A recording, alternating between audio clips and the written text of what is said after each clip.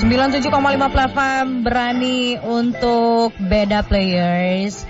Tes membaca dan menulis berhitung juga atau kalistung ini sebagai persyaratan dari masuk sekolah dasar udah resmi dihapus sama Kementerian Pendidikan, Kebudayaan, Riset, dan Teknologi Republik Indonesia. Hal ini dilakukan katanya agar transisi dari pendidikan anak usia dini menuju sekolah dasar itu lebih bisa menyenangkan. Apakah memang seperti itu, players? Kita akan ngobrol langsung pagi ini. Kita akan tanya sama Mas Indra Karismiaji, pemerhati pendidikan. Sudah terhubung, selamat pagi. Selamat pagi Mbak, apa kabar? Iya baik, Mas Indra. Mas Indra gimana kabarnya Mas? Alhamdulillah, baik juga, terima kasih. Mas Indra, yang kita tahu ya kan, kemarin lagi ramai banget adalah penghapusan mengenai tes kalistung. Walaupun sebenarnya ini bukan hal baru ya, ini merupakan peraturan yang udah ada 2021 kah? Bener ya Mas? Peraturan yang ada sejak 2010. Oh malah gitu, 2010 malah. Iya, jadi kalau ramainya baru sekarang nih agak aneh. Mungkin termasuk Mendikbudnya sendiri juga aneh kalau mengeluarkan peraturan yang seolah-olah peraturan baru. Karena ini peraturan lama sudah 13 tahun yang lalu, tetapi memang belum dikawal. Jadi kan harusnya bukan ngeluarin peraturan baru. Tapi kan harusnya bagaimana peraturan sudah lama ini betul-betul diimplementasikan. Kan tinggal begitu. Kalau ini kan ngulang lagi dari nol nih. Nanti akhirnya tahun 2036 nanti baru bikin peraturan lagi yang sama. Nah, Mas Indra, dengan namanya, kan ini peraturan yang Mas Indra bilang udah lama banget, udah 13 tahun ini peraturannya udah ada, ya kan? Mungkin implementasinya yang kurang berjalan sesuai dengan planning gitu. Nah, dengan adanya ini, oke lah kita anggap sebagai reminder atau penekanan kembali gitu ya, pengingat kembali gitu. Nah, dengan meniadakan kemampuan kalistung ini, apakah sudah tepat dan bikin anak lebih happy sebenarnya Mas Indra? Kalau kita lihat memang dari kacamata akademis ya, berbagai kajian akademis tentang calistung ini, kenapa juga di Indonesia sudah 13 tahun yang lalu dibuat peraturannya, itu memang kalau anak sebelum usia SD sudah diajarkan baca, tulis, hitung, dampaknya justru kemampuan literasinya buruk, kemampuan numerasinya buruk, kemampuan kognitifnya atau berpikirnya juga buruk. Jadi terbalik dengan pandangan masyarakat saat ini. Kalau masyarakat kan inginnya anak dari kecil udah kelihatan pinter, bisa baca. Makanya anak PAUD aja udah dibimbelkan calistung kan? Ada tuh, iya emang. Banyak. Karena memang tuntutan mungkin kali ya Pak, karena ada tes kalistung dan lain-lain. Jadi anaknya dipaksa buat ini juga harus kejar gitu. Kurikulum yang sekarang juga gitu kan, Pak Indra ya? Ya nanti deh kita kalau bahas tentang aturan di pemerintah ini memang suka terbolak-balik kan gitu antara kebijakan satu dan kebijakan lainnya, termasuk ini nih. Menterinya bilang tes calistung itu ditiadakan masuk SD, anak TK itu jangan diajarkan calistung dulu, tetapi dokumen SKL standar kompetensi lulusan yang dibuat oleh Kemendikbud juga mengatakan anak TK harus sudah bisa baca, sudah bisa mengenal hitungan kan gitu. Jadi memang ngaco ini dalam membuat kebijakan. Tapi itu nanti lah kita bahas tapi yang saya ingin tekankan adalah tadi pemahaman masyarakat. Jadi kenapa ada tes calistung? Sebetulnya kan karena tadi dorongan dari orang tua yang ingin anaknya kelihatan pinter. Jadi disitulah jadi dunia pendidikan kita ini menjadi sangat komersialisasi, sangat menjadi komersial. Jadi ingin memberikan layanan sesuai dengan keinginan masyarakat. Padahal itu justru malah merusak anak didik kita, merusak anak-anak kita, dan itu terbukti dengan berbagai macam kajian tentang kemampuan literasi, numerasi anak Indonesia yang internasional seperti PISA misalnya. Itu kita di level functionally illiterate alias buta huruf secara fungsi. Orang Indonesia itu bisa baca, artinya bunyi, tapi nggak paham apa yang dibaca. Dengan kata lain kan nggak bisa belajar. Dari asesmen nasional juga mengatakan ya anak-anak kita lebih dari 50% itu nggak bisa baca. Artinya nggak bisa memahami apa yang dia baca. Nah, padahal dari TK, dari PAUD udah diajarin baca. Ya kan? Jadi malah antara apa yang dilakukan dengan apa yang dihasilkan betul-betul berbanding terbalik. Tapi kembali ini tidak disosialisasikan, masyarakat tidak dicerdaskan, bahkan malah muncul ya bimbel-bimbel, muncul sekolah-sekolah yang justru malah merusak kemampuan berpikir, kemampuan belajar anak-anak kita. Ini yang fakta yang terjadi sekarang. Jadi bersyukur sekali nih Play FM mau ngangkat topik ini, harapan saya masyarakat bisa tercerahkan. Kalau anak itu jangan malah dipaksa baca, tulis, hitung dulu. Oke, kalau dia mau, dia antusias, boleh kita kenalkan, tapi bukan diajarin gitu jadinya ya Pak Indra ya? Jadi gini, ada teorinya, ada teorinya. Salah satu yang paling terkenal itu nama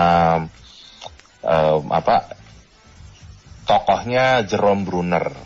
Dia mengatakan kalau supaya manusia itu belajarnya alami, natural dan efektif, itu mereka harus mulai dulu yang namanya enaktif. Enaktif itu adalah sesuatu hal yang ada di sekitar mereka, yang nyata, yang bisa dipegang, yang bisa dilihat. Gitu. Nah, jadi contohnya begini nih. Saya kemarin kebetulan baru aja ngelatih guru-guru di Riau, Mbak. Tapi Riau-nya bukan Pekanbaru ya, di Indragiri Hilir, sekitar 12 jam dari Pekanbaru, kan begitu. Itu menarik. Anak-anak SD di sana itu bisa mengerjakan soal, misalnya gini, di bentuknya simbol ya, tulisan ya. 1, angka 1, tambah 2, tambah 3 sama dengan berapa? Itu bisa dijawab 6 gitu.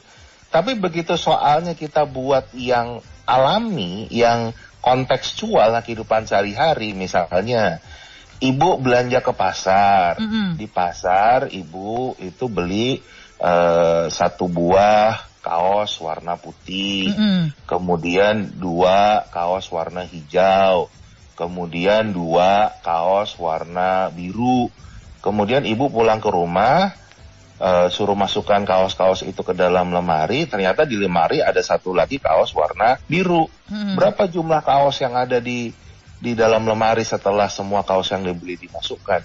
Nggak bisa jawab. Oh iya. Padahal nggak bisa jawab. Jadi problemnya adalah kita belajarnya kebalik. Kita belajar dengan simbol dulu. Jadi contoh yang terjadi di Inhil ini ya, ada soal di SD, Mbak. Soalnya gini misalnya, kereta A berangkat dari kota Jogja kecepatannya 60 km per jam.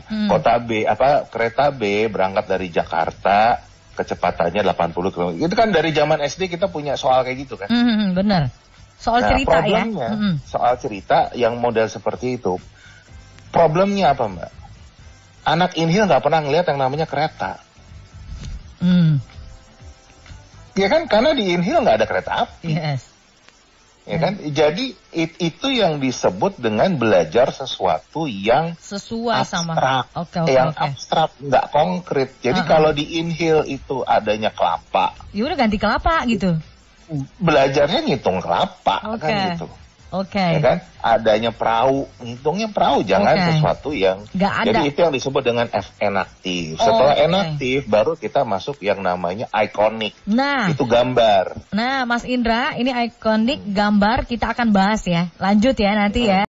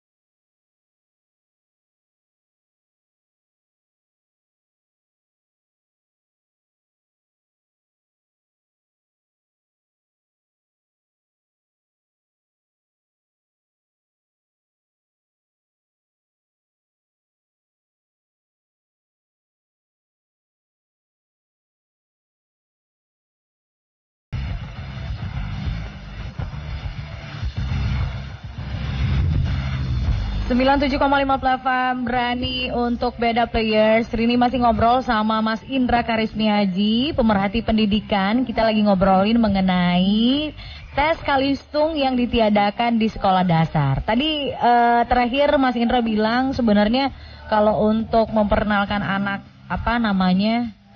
Kalistung itu ada beberapa tahap tadi kalau dari penelitian ya Mas ya. Yang terakhir tadi adalah menggambar ya Mas ya? Ikonik, jadi memang bentuknya gambar. Itu yang kedua ya, tahap kedua. Oke. Tapi pastiin tahap pertama yang enaktif tadi dikuasain dulu. Karena kalau itu masih belum dikuasai, jadi artinya tadi kalau ngitung itu yang ngitung sesuatu yang ada di sekitar. Oke. Nah, kalau adanya daun yang ngitung daun, batu kerikil ya batu kerikil.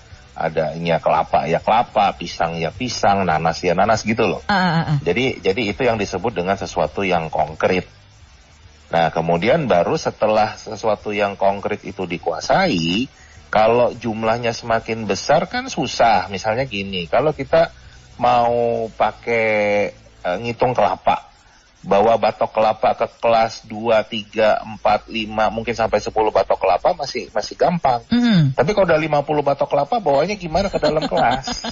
Kan susah. Bener. Nah itu baru kita melangkah ke langkah berikutnya yang namanya ikon. Jadi gambar. Ya kan?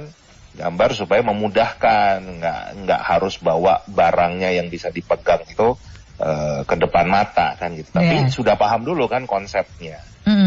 Nah, setelah itu dikuasain, baru yang terakhir yang namanya simbolik. Berarti simbol. Jadi yang namanya angka, yang namanya huruf, itu baru terakhir. Makanya kalau kita bicara di PAUD, di TK, itu fokus belajarnya di enaktif, di ikonik, baru masuk SD, dikenalkan yang namanya simbol. Gitu. Jadi proses yang alami, proses belajar yang benar, itu secara pedagogis begitu. Nah, Indonesia kan kebalik. Enaktifnya nggak dikuasain, ikoniknya nggak ada, tiba-tiba suruh belajar simbol. Gitu. Ya kan? Jadi nggak paham itu yang tadi ya, karena literasi kita bisa baca tapi nggak ngerti itu tadi ya. Itu dampaknya, dan termasuk kemampuan berpikir kita akhirnya juga turun ya, berkurang ya.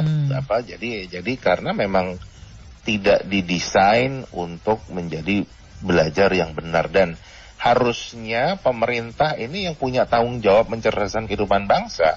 Kan secara konstitusi kan pemerintah. Ya kan, yang punya tugas itu kan bukan masyarakat, bukan warga negara. Nggak pernah ada upaya untuk mendidik masyarakat. Jadi problemnya sebetulnya, Mbak, kita itu punya masalah di sistem pendidikan nasional. Dari apanya tuh, sisi apanya tuh, Mas Indra? Karena yang kita punya itu bukan sistem pendidikan nasional, yang kita punya adalah sistem pendudukan nasional. Jadi cuman bagaimana anak duduk di kelas kan. Nah, Mas Indra, kalau menurut saya nih ya, kalau kita flashback ke belakang, buku-buku SD sekarang itu sangat beda sama buku-buku saya dulu pas SD. Sekarang itu SD udah full text gitu. Jadi mau nggak mau, ibaratnya SD udah bisa harus baca gitu. Apa sih namanya, Mbak? Calistung gitu. Nah, saya pernah lihat di postingannya Mas Menteri, ada buku Merdeka Belajar, banyak gambarnya. Tapi menurut saya juga nggak semua sekolah bisa menerapkan itu. Nah, apakah kurikulumnya juga harus menyesuaikan kah, Mas? Kalau dari Mas Indra, sebenarnya apa tujuan dibalik kurikulum yang sekarang gitu? Apakah memang disesuaikan dengan kebutuhan anak-anak pada saat sekarang dengan teknologi dan bla bla bla ini, Mas? Itu gimana, Mas? Jadi saya kembali tadi yang saya sampaikan, kan problemnya di sistem pendidikan nasional kita. Saya mengatakan kita punya sistem pendudukan nasional. Jadi cuman bagaimana anak duduk di sekolah kan, apa yang harus dilakukan. Yang Mbak Rini barusan tanyakan juga tentang apa yang ada di sekolah, apa yang dipelajari di sekolah. Nah, padahal yang namanya pendidikan itu harusnya ada 3 sentra, Mbak. Harus ada 3 pusat. Rumah sebagai sentra pendidikan, sekolah sebagai sentra pendidikan, masyarakat sebagai sentra pendidikan. Udah kelihatan belum problem kita nih? Kita ini selalu ngomongin sekolah. Tapi rumah nggak pernah kita bahas, nggak pernah kita tingkatkan mutunya, masyarakat juga nggak pernah. Karena semua kehidupan anak-anak Indonesia isinya tentang sekolah. Kalau anak-anak yang di pedesaan, cita-cita orang tua itu pengen anaknya masuk pesantren, masuk asrama, ya kan? Jadi ada ketidakpedean dari orang tua untuk mendidik anaknya sendiri. Nah, itu kan harusnya diberdayakan kan. Bagaimana proses pendidikan di rumah itu adalah yang pertama dan utama. Bukan di outsource. Kemudian kalau kita bicara yang masyarakatnya juga, masyarakat perkotaan seperti Palembang misalnya, itu anak pagi sekolah sampai sore, pulang ikut bimbel, bener nggak? Iya lagi. Ya kan? Iya. Jadi juga nggak ada tadi pendidikan di rumah, nggak ada pendidikan di masyarakat, nggak ada, karena masyarakat isinya bimbel lagi. Jadi semua fokusnya adalah di sekolah, urusan duduk di sekolah. Ini harus kita perbaiki bersama. Bagaimana yang sekolahnya malah dikurangi, jadi bukan malah ditambah nih. Jadi problem kita mungkin orang berpikir tadi kan kurikulumnya harus diganti, bukunya enggak, justru porsi yang sekolah harus dikurangin, porsi di rumah di masyarakat harus ditingkatkan. Jadi sebenarnya apa yang harus dilakukan orang tua tuh, Mas Indra? Yang harus dilakukan orang tua kalau saya ngomong masyarakat ya, masyarakat harus menuntut pemerintah untuk membuat sistem pendidikan yang mencerdaskan dari 3 sentra ini. Jadi jangan cuma ngomongin sekolah. Tadi, bagaimana orang tua diberdayakan, gimana sih cara mendidik anak di rumah? Bagaimana supaya literasinya itu meningkat? Tadi, misalnya belajar berhitung dengan apa yang ada di rumah. Piring, gelas, apalagi ya, kursi, apa gitu kan. Jadi apa yang ada di rumah, tapi bukan bicara soal ya. Bukan bicara ujian ulangan yang sekarang selalu berpikirnya kan begitu, yang namanya belajar tuh hubungannya dengan soal. Belajar itu bicara tentang kehidupan. Kayak itu kan mulainya dari rumah. Kemudian bagaimana membacakan cerita itu bagian dari pendidikan di rumah. Itu salah satu hal yang kalau tadi balik lagi meningkatkan literasi. Kenapa negara-negara lain literasinya bagus-bagus? Karena dari bayi di dalam perut, Mbak, mereka sudah dibiasakan dibacakan cerita. Iya, benar. Ya kan? Dibacakan cerita. Itu yang akan meningkatkan kemampuan berpikirnya, kemampuan literasinya. Dan ini bukan mendongeng ya, tapi membacakan cerita. Jadi ada perbedaan yang mendongeng dan membacakan cerita. Kalau mendongeng itu kan tergantung siapa yang tergantung dari ingatan si pendongeng. Kalau cuman ingat satu cerita, kancil nyolong timun, itu aja yang diceritain terus. Akhirnya yang terpikir oleh anak malah, wah nyolong itu berarti pinter. Tapi kalau membacakan cerita, apalagi sekarang dengan teknologi digital, kan tinggal buka aja di HP-nya mau cerita. Hari ini mau malin kundang, besok mau timun mas, besoknya lagi mau roro jonggrang, mau berbagai macam cerita bisa kita. Dan itu justru malah yang akan membuat anak-anak kita terhibur, karena setiap saat akan mendapatkan cerita yang baru kan, yang menarik, sehingga muncul rasa ingin tahu mereka. Rasa ingin tahu mereka itu akhirnya mereka melihat, kalau saya ingin mencari jawaban atas keingintahuan saya, nyarinya ya di buku. Gitu kan. Jadi justru yang muncul adalah kecintaan anak-anak kita terhadap buku, ilmu pengetahuan. Itu yang justru harus dimunculkan, bukan malah dipaksa-paksa. Kalau sekarang kan anak dari PAUD udah dipaksa. Gitu. Itu yang justru malah menumbuhkan kebencian mereka terhadap bacaan. Nah, itu yang harus ibaratnya dilakukan oleh orang tua, ya Pak Indra. Tapi juga harus tetap didukung sama pemerintah. Nah, dari pemerintah apa yang semestinya gitu harus dilakukan gitu, langkah konkretnya? Setidaknya langkah kecil dulu deh, apa tuh kalau dari Mas Indra? Satu adalah mengurangi urusan persekolahan. Jadi tadi kan, kalau sekarang itu kita isinya adalah tentang sekolah. Anak di rumah, yang namanya belajar di rumah, itu pasti ngerjain tugas sekolah, belajar besok mau ulangan, kan begitu. Padahal yang namanya belajar di rumah bukan itu. Makanya kalau kita lihat Finlandia yang selalu dibicarakan sebagai salah satu negara yang kualitas pendidikannya mungkin salah satu yang terbaik ya. Kita selalu dengar mereka sekolah cuma 3-4 jam. Ya kan? Per hari cuman sekian. Mereka banyak waktu di rumah, banyak waktu di masyarakat. Tapi ternyata malah kemampuan berpikir mereka, kemampuan literasi mereka jauh dari kita yang dari pagi. Ini kalau di Jakarta, Mbak. Itu dari jam 6 pagi anak sudah berangkat sekolah karena jam 7 pagi mulai. Pulang itu bisa jam 9 malam. Buset. Karena bimbel. Itu tetangga saya. Gak ada waktu istirahatnya lagi, iya. Gak ada waktu istirahat lagi. Jadi isinya adalah isi tentang sekolah. Kenapa begitu? Orang tua ingin nilainya bagus. Nanti kalau nilainya bagus akan masuk sekolah yang ini itu. Itu justru malah harus dikurangin. Kita harus tadi meningkatkan bagaimana belajar di rumah. Belajar di rumah tadi bisa dengan membacakan cerita, dialog, diskusi, itu belajar di rumah. Kemudian yang di masyarakat. Masyarakat juga jangan lupa.